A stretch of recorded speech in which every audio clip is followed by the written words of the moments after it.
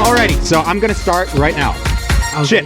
All right, first things first. I'm not even going to let you start with any of it. The most important thing Napoleon this week... Plays has cashed in his chips. He's not taking my time. All right. The most important thing this week was Avengers Endgame. That movie is the culmination of 22 movies. You've heard all the stuff. You've heard all the spoilers. You are as excited as I am because holy hell should you be excited. And I'm not going to get into everything you should be excited about. I'm going to talk about it from the gay perspective because right now, this is the first gay character that you get to see on camera in the MCU and possibly in any epic film series that has yet come to a movie. The very first out gay character, at least. And it's not just that. It has nothing to do with him having sex with another character or anything at all. In fact, it's just one guy played by one of the Russo brothers, the director, who is there to say that he is...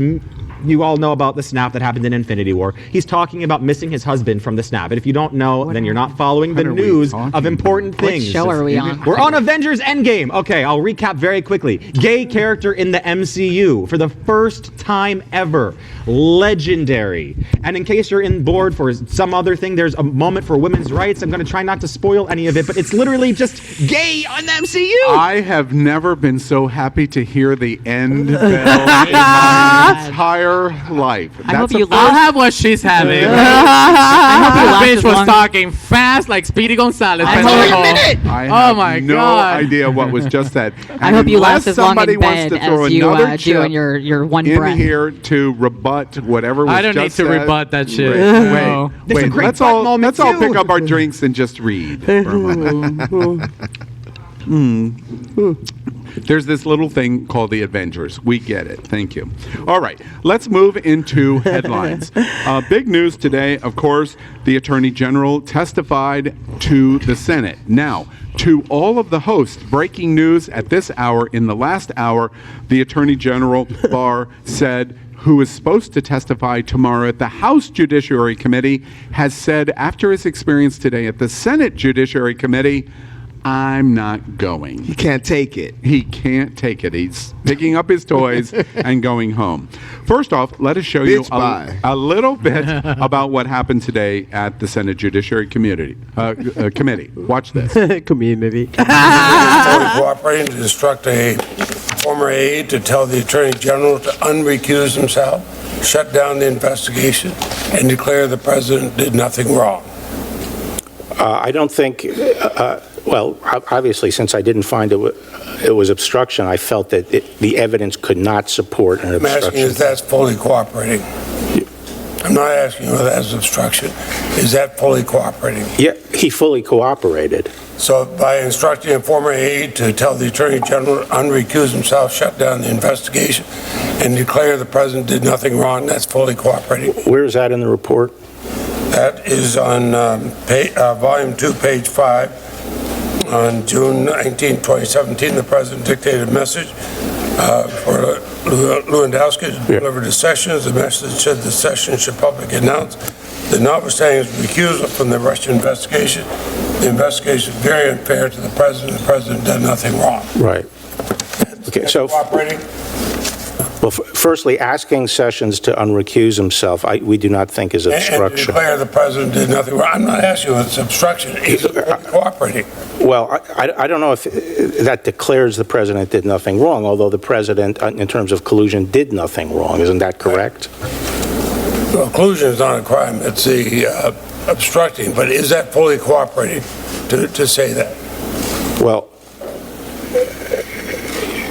I don't see any conflict between that and fully cooperating with the investigation. Okay, well, as you can see, it was a big day. There is dramatic testimony. We're going to see all of it in the next 24 hours. Of course, we're not going to see it in the House Judiciary explosion because remember, this is the Senate is controlled by the Republicans, the House by the Democrats. Why did this happen in terms of its timeliness? I challenged our production staff as early as this morning about the reporting that came out yesterday on the leak of Mueller's letter that he had sent to the AG Barr. And I said, it just doesn't sound right that Mueller said the things that he said. And by 10:30 this morning, guess what? Production smashed it into my face and said, here's the letter. They came up with it at 10:30. We want to show it to you right now. We're showing you the original letter that went to the Attorney General from the Special Prosecutor Mueller. And we've pulled out of the letter the big important notes. First slide. According to Mueller, he says to the Attorney General, I am requesting that you provide these materials to Congress and authorize their public release at this time. He was challenging the AG not to redact or especially to summarize and continuing his summarization. He continues in the letter in our second slide. The summary letter the department sent to Congress and released to the public late in the afternoon of March 24 did not fully capture the context, nature, and substance of this office's work and conclusions. We communicated that concern to the department on the morning of March 25th. That's an all-stop, people. Mueller's third observation to the Attorney General. Slide 3. There is now public confusion about the critical aspects of the results of the investigation. This threatens to undermine a central purpose for which the department appointed the special counsel to assure the full public confidence in the outcome of the investigation. Now, last week, let me apologize. I said on the Mueller report, what's the big deal? I was not aware of this letter. You were a little confused. And I was Part a of the little confused public, right? There was a big deal.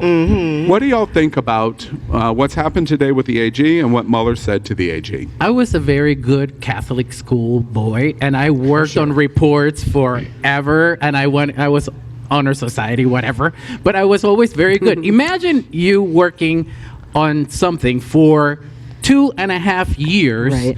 and then you get sick with diarrhea, and then you give it to your sister to go present in front of the school, and then she goes and does a little doo-doo, no pun intended, and messes up your whole project. That's what I think it happened here, because he does not represent the president. He represents us. We pay for him.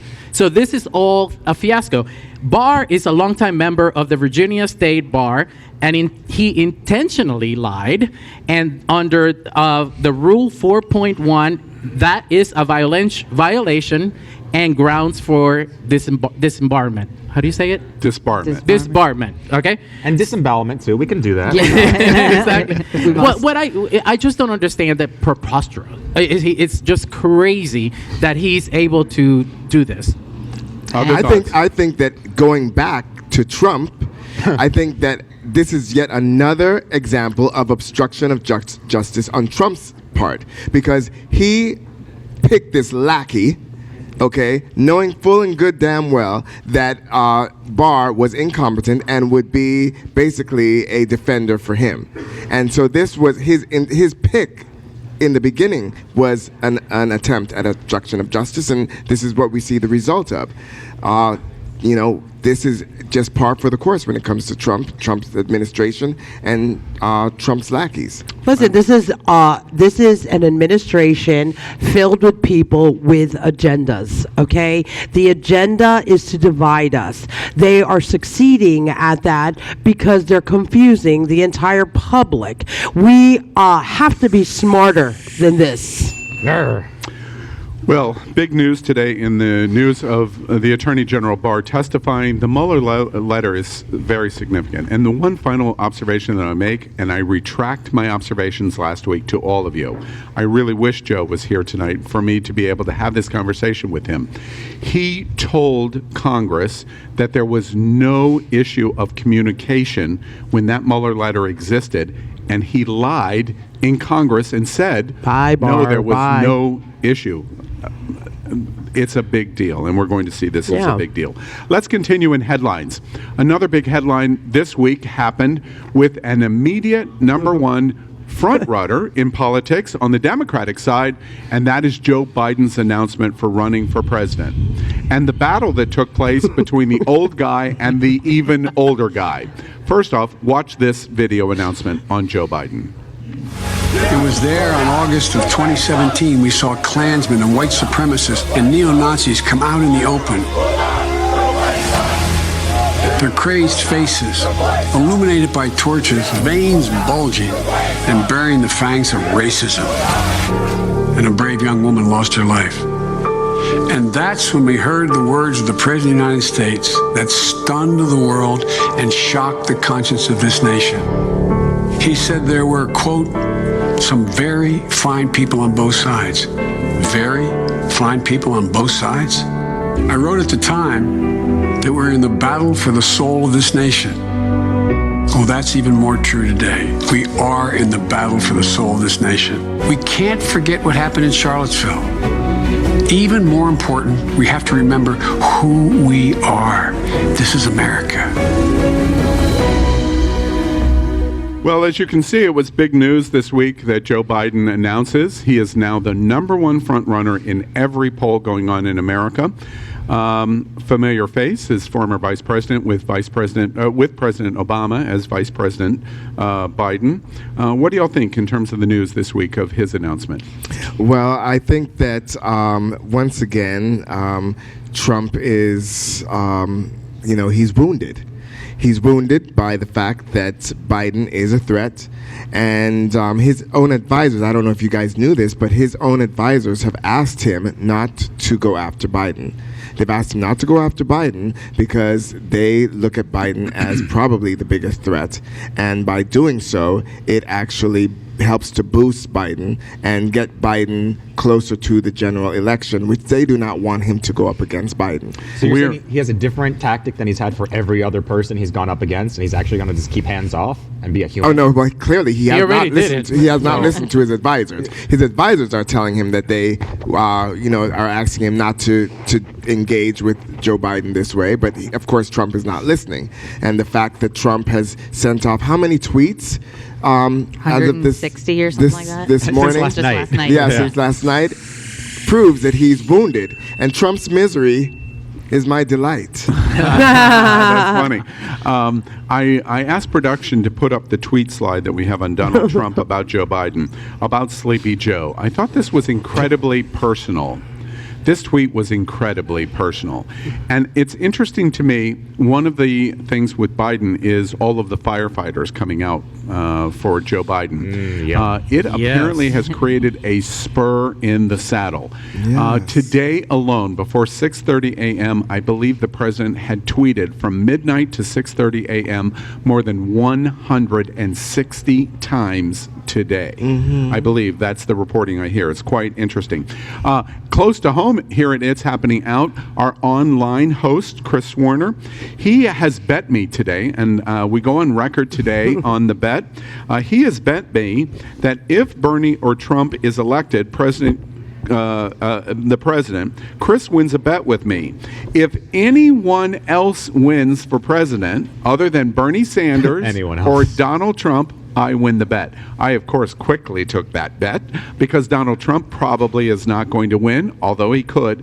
Bernie Sanders is definitely not going to win. So wait a minute. Last week you said that Trump would win. I do think Trump can win the election. If he does, I will lose this bet. I don't know. After today, it's his whole entire administration is going to crumble before us, and eventually we're going to have to take action, guys. We're forgetting Russia, bitches. We're forgetting Russia. All right, please. Let's move on. In our headlines, we always talk about the best thing of the week. If you have been to Utah and to Salt Lake City, you know the Church of Latter-day Saints, the Mormons, are headquartered. Their worldwide headquarters are there.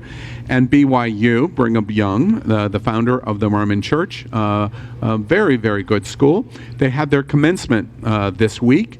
And the valedictorian did a speech in front of, I believe, approximately 23,000 people. Watch what the new valedictorian at BYU said. Watch this.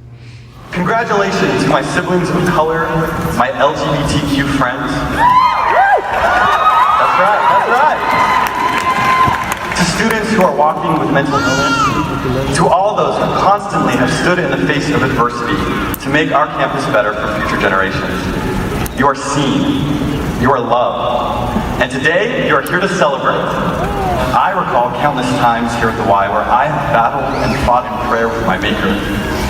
It was in these quiet moments of pain and confusion that I felt another triumph. That of coming to terms not with who I thought I should be, but who the Lord has made me to be.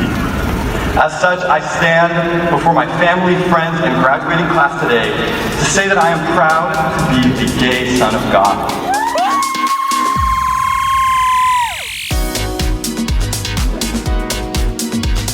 Thanks so much for watching us. If you like what you saw, please subscribe to our channel and like us on Facebook.